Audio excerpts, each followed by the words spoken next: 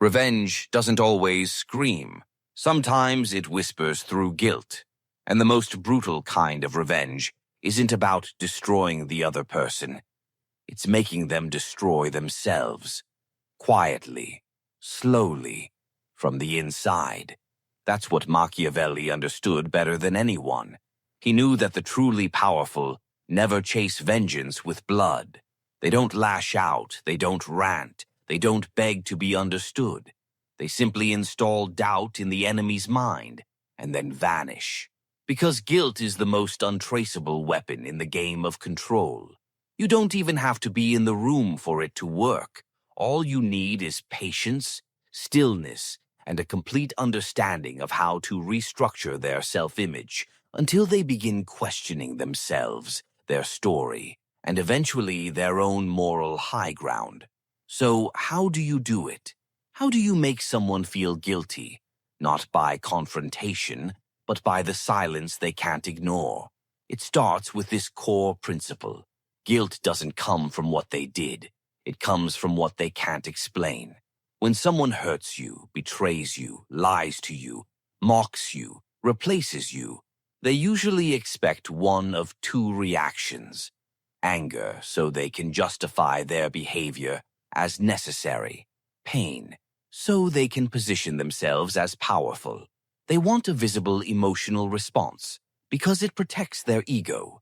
It tells them, I mattered enough to affect you, but I also had to do this. I had no choice. The Machiavellian response is to deny them both. You don't react. You don't retaliate. You don't even acknowledge the wound. Instead, you create an emotional vacuum, a strange silence that doesn't match their expectations. This is where the guilt begins, because now they have nothing to work with. No justifications, no clean role to play. No, I had to do it because you narrative to fall back on. And without that, their mind starts to loop. They ask themselves, why didn't they say anything? Are they planning something? Do they know something I don't? Were they better than I thought? This is psychological instability, and it only grows with time, because the one thing people fear more than confrontation is being forgotten, especially by someone they know they hurt. And that's your first move. You don't punish them with rage, you punish them with irrelevance. But this isn't about ghosting. This isn't about blocking them out of spite. That's too emotional, too obvious. They'll frame that as you being too sensitive or dramatic. No, the silent revenge Machiavelli would recommend is different. It's more surgical, goes like this. You stop explaining, you stop reacting. You withdraw with elegance, not bitterness. This is the key. Your silence must look intentional, not emotional. It must look like it comes from power, not pain. Because when they see you calm, centered, unshaken, that's when the cognitive dissonance begins.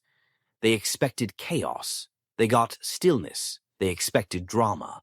They got distance. They expected to feel superior. But now they feel watched.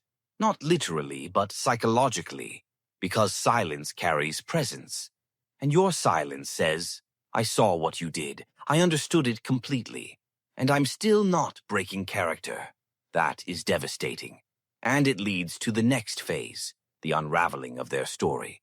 Most people who hurt you have already constructed a mental narrative that makes them the reasonable one. I had to walk away. They were too much. I couldn't handle the negativity. They were never going to change. These aren't truths, they're defense mechanisms, and those defenses depend on your reaction to stay alive. But when you don't react, when you don't give them the mess they needed to justify the mess they caused, now the story breaks. They start to re-examine the timeline. They begin to doubt their actions. And slowly the guilt creeps in. Not because you said anything, but because your absence left them alone with themselves. This is where Machiavelli's brilliance shines. He knew that true power isn't in what you do, it's in what you don't need to do anymore. You don't need to prove they were wrong. You don't need to defend your value. You don't need to show them what they lost. Because you've become undeniable, not by getting louder, but by becoming unreachable. And it only gets worse for them, because in your absence they begin to remember you differently. When someone hurts you and you respond with rage, they get to remember you as unstable, emotional, difficult. But when you walk away with quiet clarity, now they remember. The way you didn't beg, the way you didn't spiral, the way you kept your dignity in the very moment they tried to strip it. This creates a brutal contradiction in their mind. If they were that composed, why did I treat them like that? And that's the question that won't leave them alone. It digs deeper the more time passes, especially when they compare you to others, when they realize that no one else matches your calm, your presence, your depth. And now, every time they think of you, it's not with triumph, it's with tension, with discomfort, with guilt, because you didn't collapse. You vanished with power.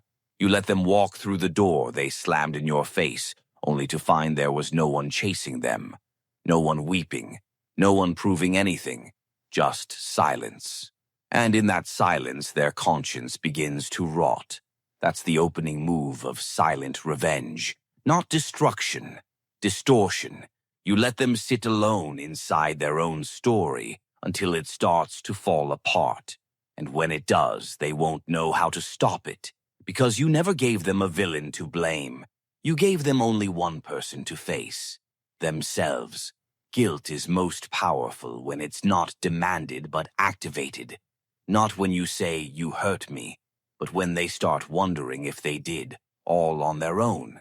That's how you break someone from within. You don't corner them. You don't accuse them. You don't chase closure. You simply set the stage for one slow question to start echoing in their mind. What if I was the one who ruined something real? But this doesn't happen by accident. Machiavelli would tell you that guilt must be architected, not with lies, but with strategic silence, composure, and contrast. After you've withdrawn without rage, after you've exited with elegance and denied them your reaction, the next stage begins. It's called the contrast phase. This is when your absence begins to compete with their present. You don't post vague quotes.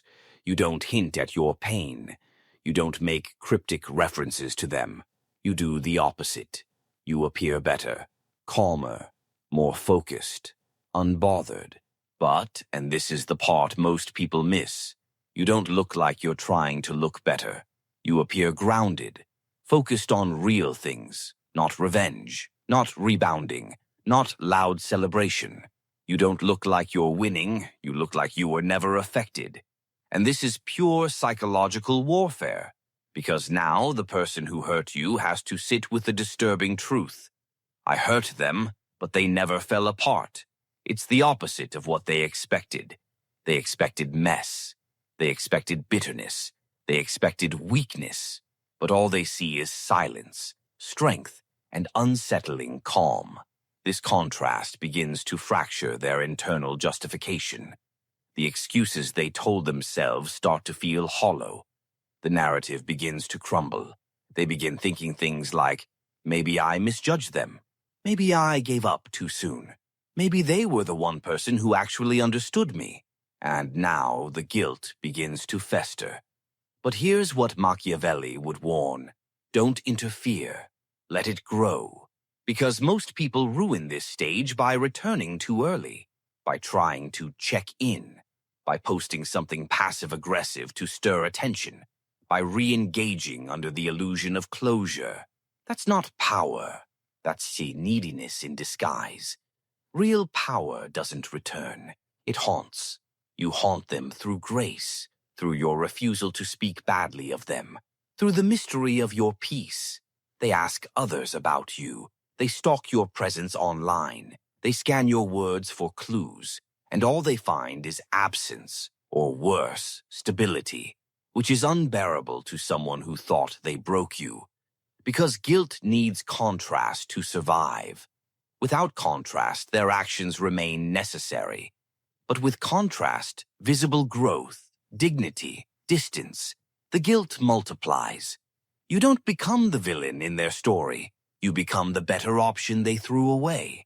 Machiavelli would tell you that guilt, once activated, needs pressure, not from you, but from time and their own conscience.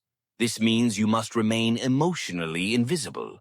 No rants, no dramatic returns, no emotional closure speeches. You must let them sit with their memory of you, not the version you give them now, the version they betrayed. Let them remember how patient you were, how much you listened, how calm you were in conflict, how much they felt seen, understood, validated. Because memory is emotional, and over time they won't remember the reasons they left. They'll remember how they felt when they were with you, and the more they reflect, the more one truth eats away at them. I treated someone who meant well like an enemy. Now, here's the Machiavellian twist. Guilt, when fully formed, turns into self-punishment. You don't have to call them out. They'll do it to themselves. They'll find themselves, comparing everyone new to you, hearing your voice in moments of doubt, wishing they'd handled it differently, feeling that cold emptiness when their ego fades and your silence remains. And just like that, your revenge is complete, without lifting a finger. But here's what separates shallow games from true psychological dominance. You don't want them to come back. You want them to carry that guilt forever. Because Machiavelli didn't believe in taking people back after betrayal. He believed in keeping the advantage. And when someone feels they can come back, they no longer feel guilty. They feel hopeful. They feel relieved. So if they try, don't slam the door. That's loud, emotional, transparent. Just leave the door closed with no response, no explanation, just the same calm distance you've always kept. That ambiguity, that's the final nail, because now they don't even get rejection, they get confusion. They don't know how you feel. They don't know if you've moved on or simply erased them. They don't know if you ever even needed them to begin with. And that unknown is the most psychologically punishing state a person can sit in. People can heal from conflict. They rarely heal from unanswered silence, especially when they know they earned it.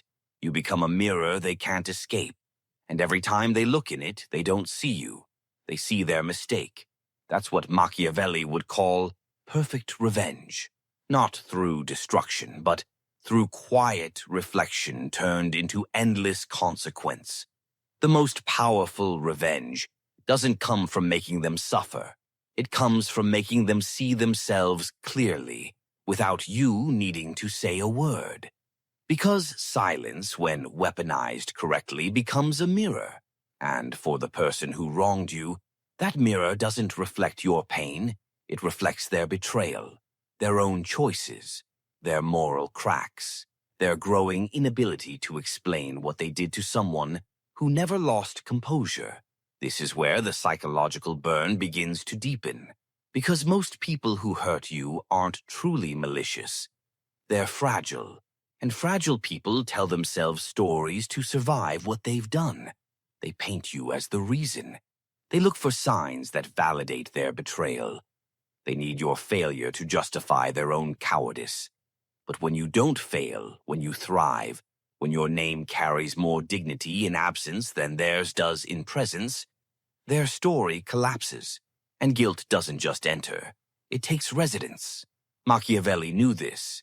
It's not enough to simply go silent.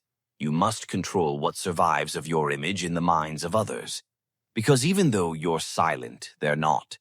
People who betray often talk. They vent. They plant narratives. They try to preempt your version by creating one of their own.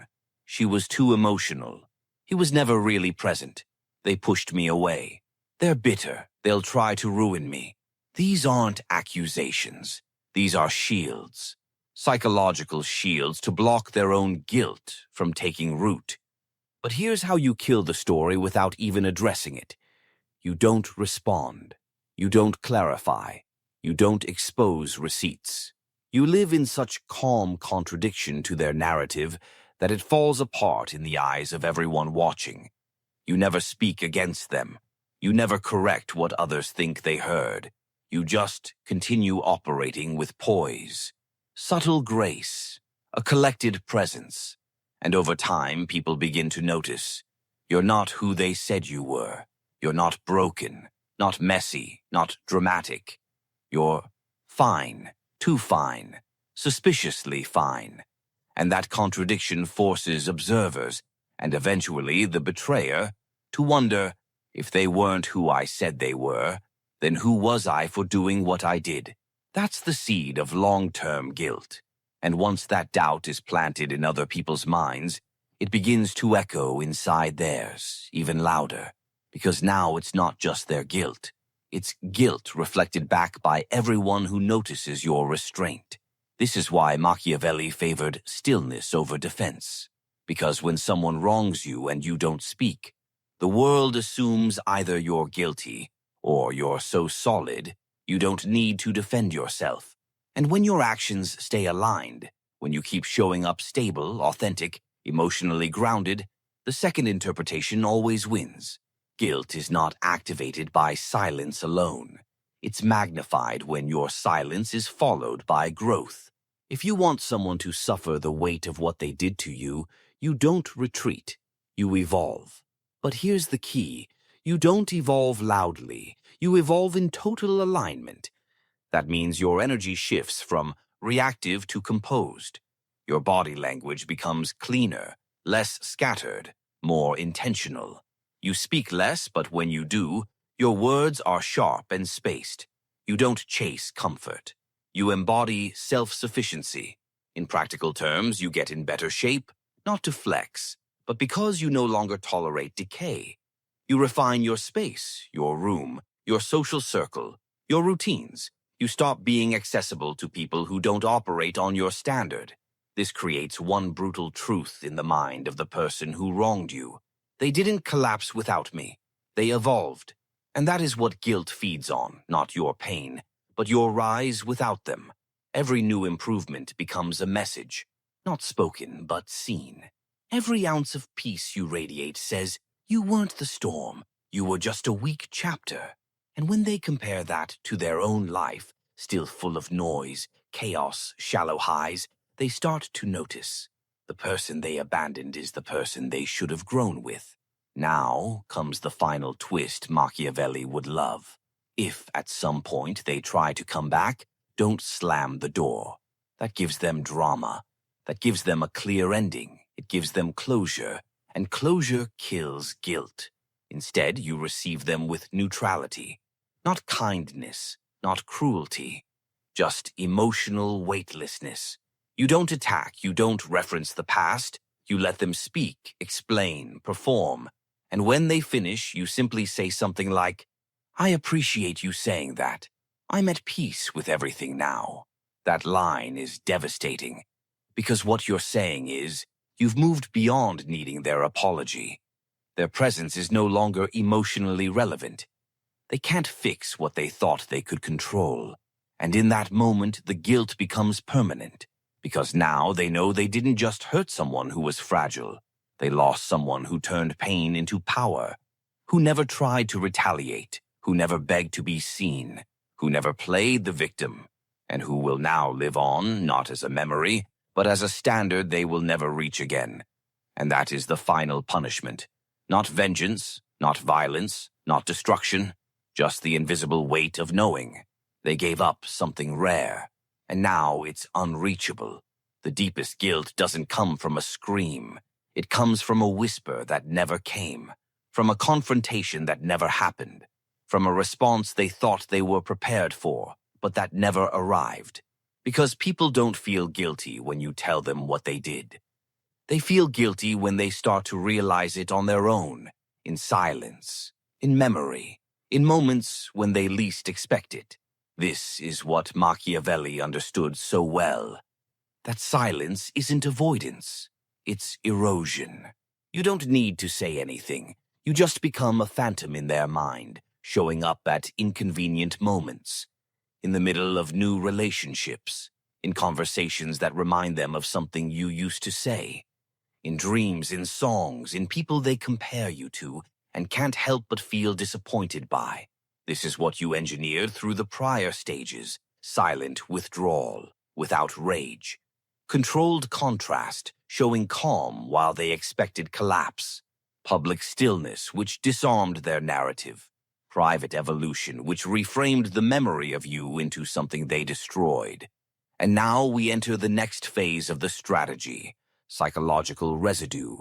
Because here's the brutal truth. They don't move on.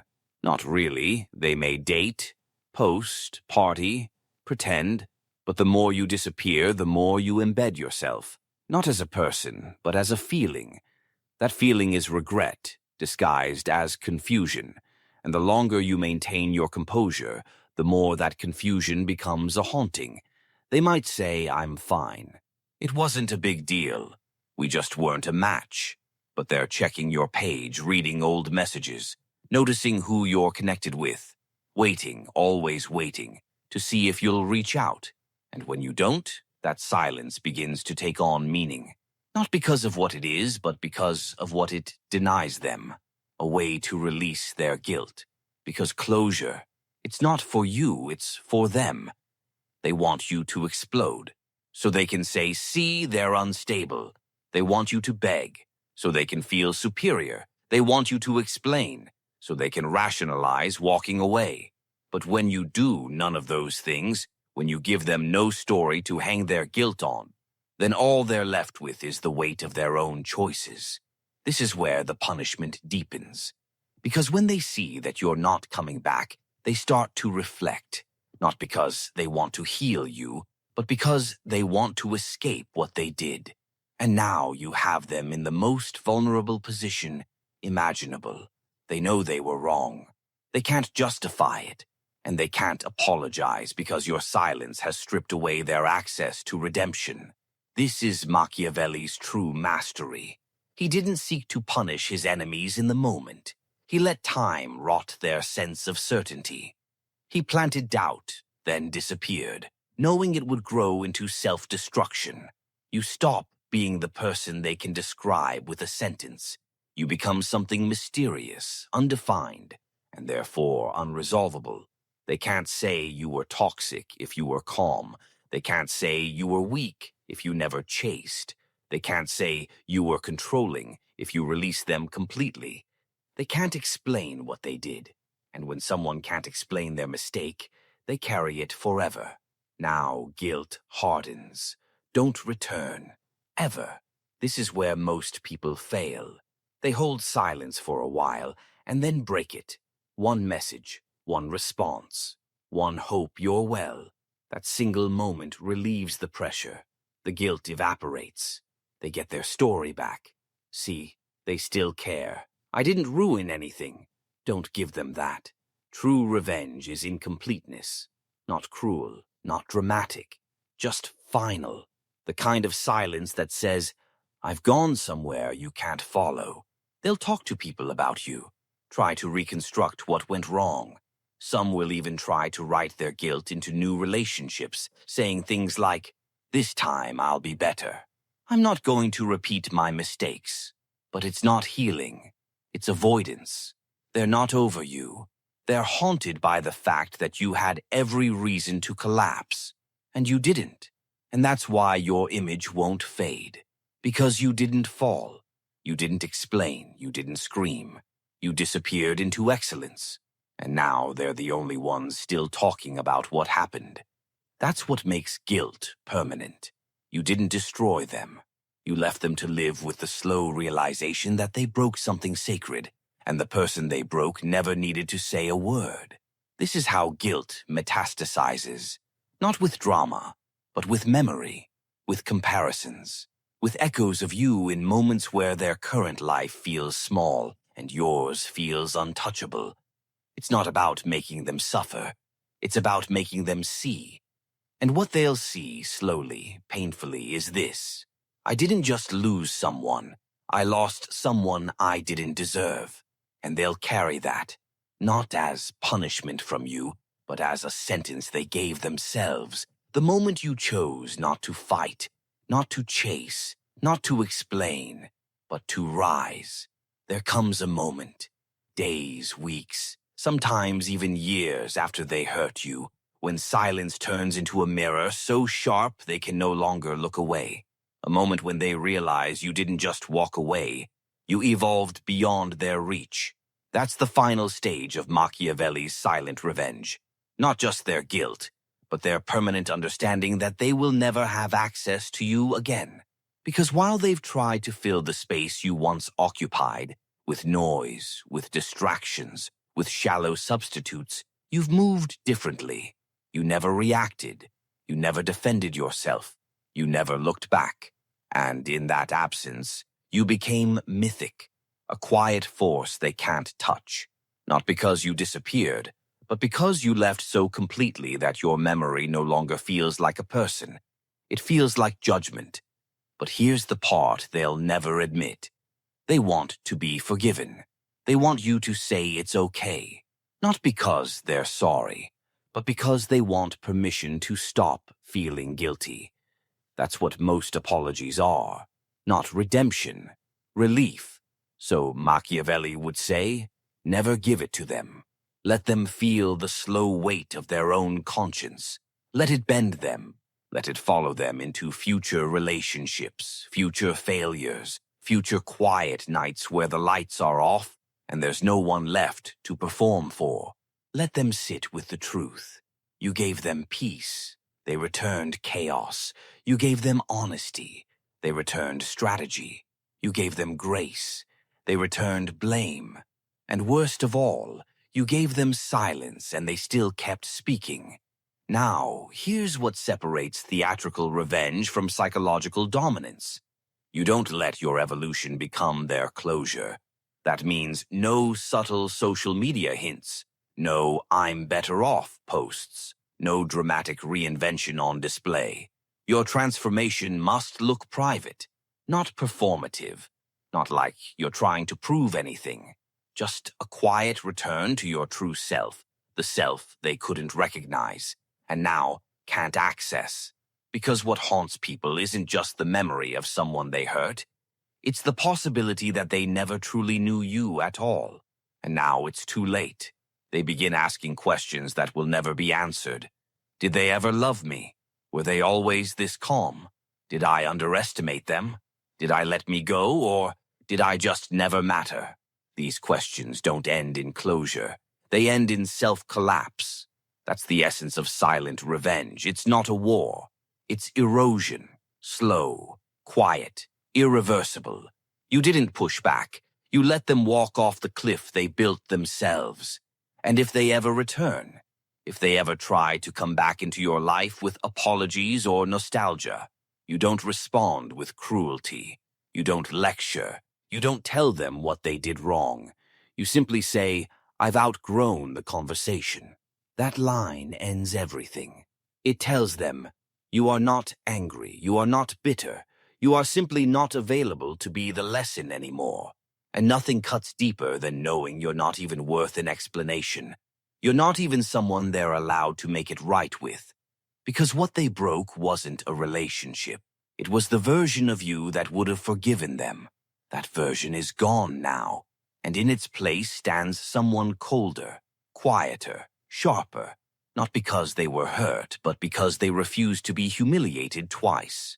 This is how Machiavellian revenge works. Not with blood, not with drama, with dignity that suffocates ego. Because when someone wrongs you and you don't respond, when you move on without a trace of vindictiveness, when your life becomes quieter and yet somehow more powerful, you become the one thing every guilty person fears. A mirror that never speaks back. You hold up that silence until they finally say it, not to you, but to themselves. I broke something I didn't understand, and I'll never be forgiven for it. And that is the justice. No dramatic monologue, no public revenge, just a lifetime of comparison. You become the standard, not the ex, not the former friend, not the one who got away. You become the internal benchmark they never meet again, every good moment tainted by the thought of how much better it felt with you, every new bond haunted by the memory of the one they ruined. And the worst part? They'll know they can't undo it. They'll know they had all the chances. They'll know you weren't perfect, but you were honest. You were real. You were rare, and they let it rot. This is the price they pay. Not because you punished them, but because you didn't need to. Because when someone hurts you and you turn away, not in anger, but in power, and you never come back, you become unforgettable, not through presence, but through the void you left behind. And that void, that's your masterpiece.